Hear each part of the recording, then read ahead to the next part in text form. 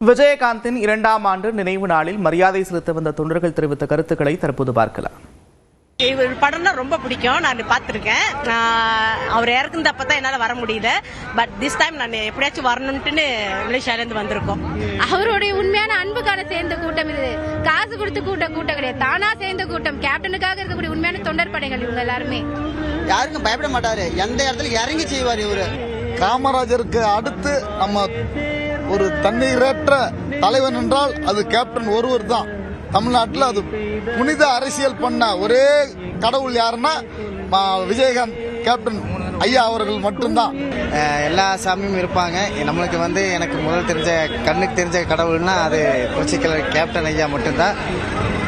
நான் வணங்கும் மனித தெய்வம் என்றும் எங்கள் மனதில் எப்பவும் உள்ளார். வாழ்ந்த வள்ளல், கடையில் வள்ளல்களை கேள்விப்பட்டிருக்கோம், ஆனா பார்த்ததில்லை. கடவுளை கேள்விப்பட்டிருக்கோம், ஆனா பார்த்ததில்லை. ஆனா இவர் கூட நாங்க வாழ்ந்திருக்கோம். இவர் வாழ்ந்த காலத்துல நாங்க வாழ்ந்திருக்கோங்கிறது எங்களுக்கு ரொம்ப பெருமையா இருக்கு.